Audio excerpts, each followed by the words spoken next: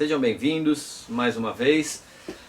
Vamos começar agora uma nova sequência de bate-papos e a gente vai falar sobre coaching e principalmente sobre comunicação, que é um tema de grande importância para todas as pessoas que trabalham com gente, com desenvolvimento de pessoas, com desenvolvimento de equipes.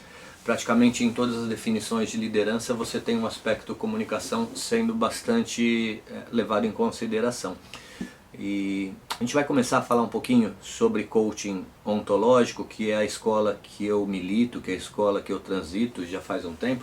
Mas para mim é muito importante, antes de começar a falar de coaching, pontuar que coaching virou moda, né? Que coaching está em todas as rodas de batucada. Vai lá você no Google, digite coaching e você vai se surpreender, são milhares e milhares de páginas.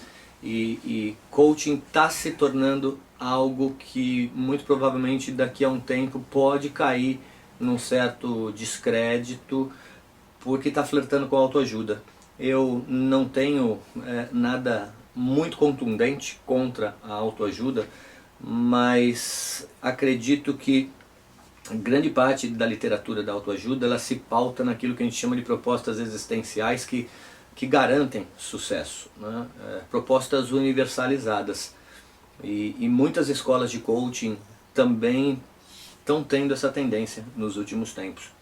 Todo mundo precisa de coaching, todo mundo pode se beneficiar com coaching. Eu não acredito nisso. Eu acho que é uma técnica que pontualmente pode ser de utilidade para algumas pessoas que almejam atingir metas, que têm objetivos e que estão tendo dificuldade de sozinhas conseguir conquistar os resultados que estão buscando na vida. Então, existem alguns livros que versam, por exemplo, sobre os hábitos de pessoas altamente eficazes, e você vai ler esse livro, tem conteúdos muito ricos, tem toques muito importantes, substanciais, mas o autor muitas vezes se esquece de que bons hábitos dependem de contextos e de circunstâncias. Pense você, por exemplo, num soldado hoje da Coreia do Norte, e um soldado que é tido como um soldado eficaz pelo seu general. A Coreia do Norte é o país mais fechado que a gente tem no mundo hoje. É um país comunista, é um país onde liberdade de imprensa, liberdade de fala praticamente não existe.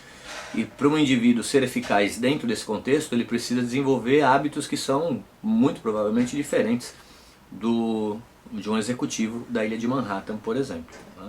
Então, quando se fala os hábitos das pessoas altamente eficazes, a questão é quais pessoas, em quais contextos, em quais circunstâncias. E uma outra coisa que muitas vezes deixamos de levar em consideração é que tudo que fazemos por hábito, nós fazemos, na maioria das vezes, sem pensar, de forma automática. E quando a gente faz as coisas de forma automática, a gente está abdicando daquilo que nos é mais caro e precioso, que é a racionalidade, que é a forma que a gente tem de ponderar o mundo, de criticar o mundo. Então, um hábito que você pode julgar como bom hoje, talvez amanhã, na mudança do mercado, na mudança dos contextos sociais, pode se transformar num hábito ruim. Nietzsche fala bastante disso no seu livro Genealogia da Moral, e ele analisa que em alguns aspectos, em alguns momentos da história, determinados valores foram tidos como valores enaltecedores, valores bons, e depois numa outra circunstância, num outro contexto, esses valores não necessariamente eram tidos com essa estima e consideração. Então, que fique claro que tudo que a gente vai conversar aqui a respeito de coaching, a respeito de técnicas de conversação dialógicas, são ferramentas que podem ser úteis sim em determinados contextos, mas a gente não pode, em hipótese alguma, generalizar. Para quem está galgando cargos de liderança, de gestão de pessoas, o coaching pode ser uma ferramenta útil e talvez valha a pena a gente falar um pouquinho sobre a definição de alguns termos que fazem parte desse universo. Quando a gente fala de coaching, a gente está falando de um processo. Esse processo ele tem começo, meio e fim, e esse processo, na maioria das vezes, é um processo curto ou um processo de médio prazo. A pessoa que procura um processo de coaching, ela está tendo supostamente dificuldades de atingir metas, de atingir objetivos, de atingir os resultados que supostamente vão trazer resultados mais alegradores e mais auspiciosos.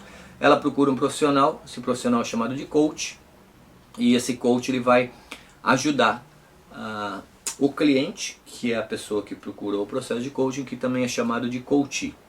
Então, se você for fazer uma análise mais fria do termo, coaching é treinamento, coach treinador, mas a última coisa que eu, como coach, seria o seu treinador, porque um treinador pressupõe que tem um conhecimento mais elaborado da questão técnica, né, que ele vai treinar o seu cliente, pode ser um aluno, pode ser um esportista, e não é bem isso que a palavra coaching representa.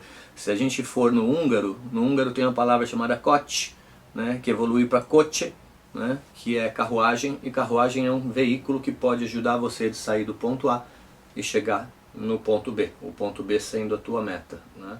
Então, para nós, o processo de coaching ele serve mais como um veículo que ajuda pessoas a atingir metas e atingir objetivos.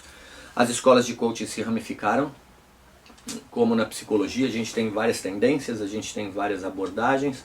A abordagem que eu gosto muito de trabalhar, que eu milito, é uma abordagem oriunda do Chile, oriunda de filósofos, né? Fernando Flores, sociólogos, Rafael Echeverria, biólogos, Humberto Maturana, que ajudaram a forjar os alicerces que sustentam todo esse sistema de desenvolvimento de uma comunicação mais eficiente e mais eficaz. Quando falamos de ontologia, a gente tem que lembrar que ontologia é um termo oriundo da filosofia e que estuda o ser. Onto é ser, logia é estudo. E para quem acompanhou o nosso bate-papo da história da ética, né, quando falamos de ser, a gente fala de algo que é fixo, algo que é imutável, essências que sempre existiram. Temos muitas vezes a tendência de nos identificarmos como seres com essência. O meu eu interior, eu sou assim mesmo, o meu chefe é daquela forma, e muitas vezes acreditamos que a gente não tem muitas possibilidades de mudança do ser. O coach ontológico ele é amparado em um referencial teórico chamado ontologia da linguagem. E a ontologia da linguagem parte do seguinte princípio. Você, enquanto ser, enquanto pessoa, é um ser sim, mas é um ser fluido, é um ser que muda constantemente. E o que faz você mudar é a linguagem. A linguagem que você utiliza no dia a dia, a linguagem que você utiliza no cotidiano, ela vai forjando o teu caráter, ela vai forjando a tua personalidade e ela vai moldando aquilo que você identifica como sendo a tua pessoa. Então a ontologia da linguagem ela parte de alguns pressupostos que a gente vai falar daqui a pouquinho, mas fundamentalmente mudando a linguagem você consegue mudar o mundo ao teu redor. Nada tem a ver com pensamento positivo. Eu vou pensar positivamente que vai acontecer. Não é nada disso. Pensa que quando nós nos relacionamos com pessoas ao nosso redor, nós temos determinados comportamentos, né? E um comportamento pressupõe uma resposta a um determinado estímulo. Então você estimula pessoas o tempo todo, você estimula grupos o tempo todo ao teu redor através da tua linguagem. Se os resultados que essas pessoas e que esses grupos estão concedendo para você não são os resultados que você espera, a ontologia da linguagem te provoca a pensar no tipo de estímulo linguístico que você está dando para essa circunstância que está ao teu redor. Se você muda a forma como você estimula os outros, provavelmente você pode ter resultados mais alegradores e mais dignos daquilo que você espera como resultados auspiciosos da tua vida. A gente vai voltar a falar mais disso daqui a pouquinho.